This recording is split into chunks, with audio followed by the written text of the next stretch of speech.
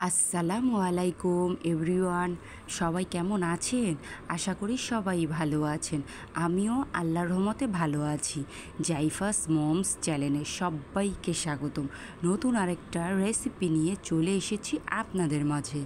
আজকে রান্না করব রুই মাছ ভুনা। তো আমি কিভাবে রুই মাছ ভুনা করি সেটার একটা রেসিপি নিয়ে চলে এসেছি। আশা করি আজকের রেসিপিটা খুব ভালো লাগবে।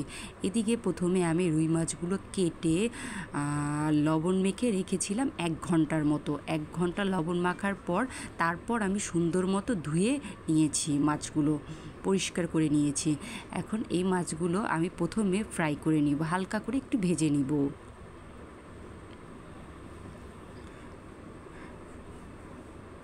এই যে মাছগুলো দেখেন, মাছগুলো নিয়েছি। এখন মাছগুলো আমি হালকা করে ভেজে নিব। ভেজে নেওয়ার জন্য আমার যা যা লাগছে মশলা দিচ্ছি। প্রথমে আমি সামান্য দিকে দেখেন কি দিচ্ছি। প্রথমে আমি লবণ পরিমাণ মতো লবণ দিয়ে দিলাম। তারপর দিয়ে দিলাম মরিচের গুঁড়া 1/2 চা চামচ। তারপর দিব হলুদের গুঁড়া 1/2 চা চামচ। এর মধ্যে সামান্য আদা বাটা দিব 1/2 চা চামচ। এখন এটাকে আমি সুন্দর মতো মিশিয়ে নিব।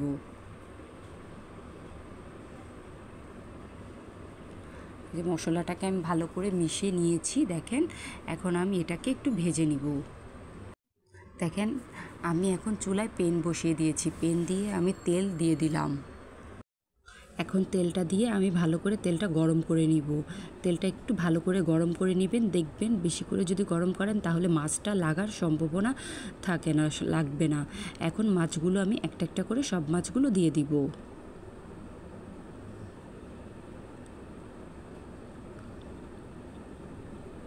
এদিকে আমি সব মাছগুলো একটা একটা করে দিয়ে দিচ্ছি।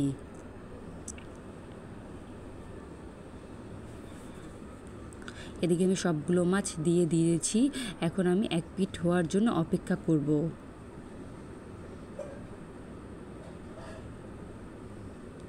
এখন দেখব আমার 1 পিঠ মাছ প্রায় ভাজা হয়ে গেছে নাকি।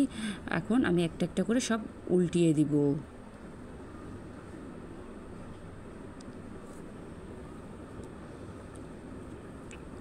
এদিকে দেখেন আমি সবগুলো মাছ উল্টিয়ে দিয়েছি। এখন আমি আরেক পিঠ ভেজে নিব।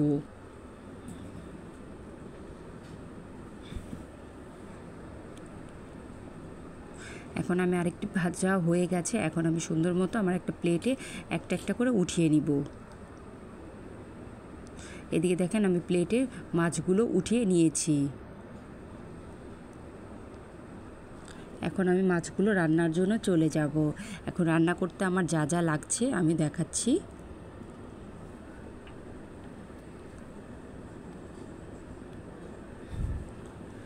এখানে রান্নার জন্য আমার লাগছে পেঁয়াজ লাগবে।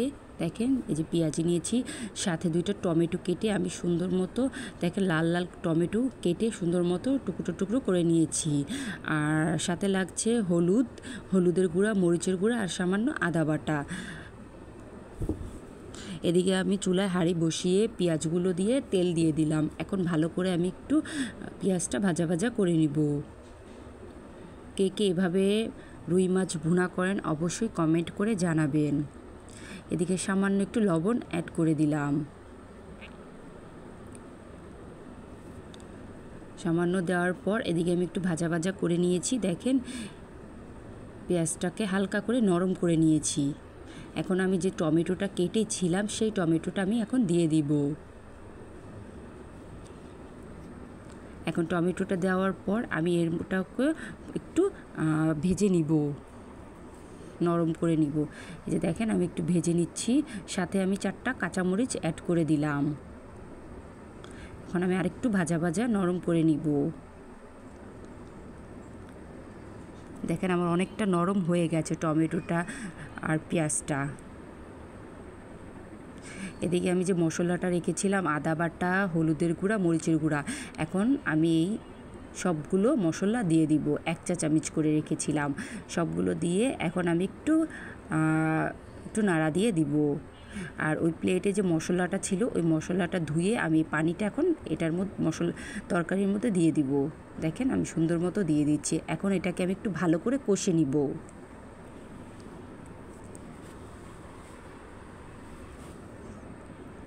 এখন এটাকে আমি কষে নিচ্ছি, দেখেন ভাজা ভাজা করে নিচ্ছি।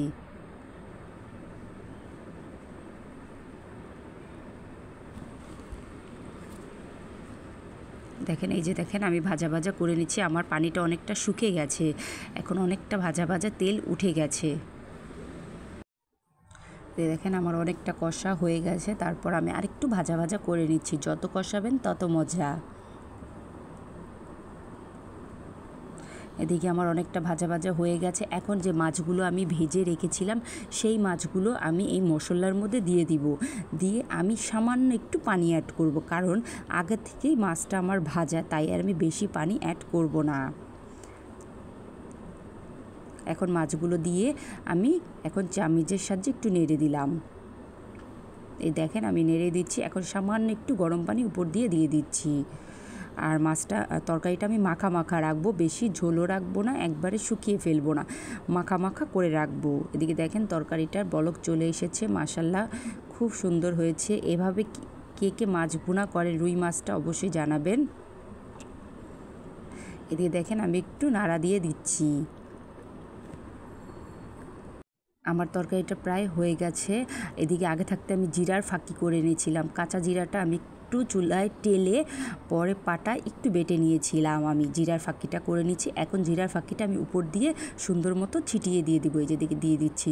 যদি আপনাদের হাতের কাছে ধনে পাতা থাকে তাহলে ধনে পাতাটাও ছিটিয়ে দিতে পারেন। আমি জিরার ফাঁকিটাই দিয়ে দিয়েছি, একটু ঘেরান আসবে তাই। এখন অনেকটা তরকারি আমার প্রায় হয়ে গেছে, আরেকটু বলক আসা, আমি আরেকটু 2-4 মিনিটের জন্য আমি সুন্দর মতো এটা ফুটিয়ে নিব। তরকারিটা নেওয়ার পর আমি পরিবেশন করে নিব। দেখেন আমি এখন পরিবেশন করে নিব। আর প্রথম থেকে শেষ পর্যন্ত যারা আমার ভিডিওটা দেখেছেন তাদেরকে অসংখ্য অসংখ্য ধন্যবাদ, অনেক অনেক ভালোবাসা।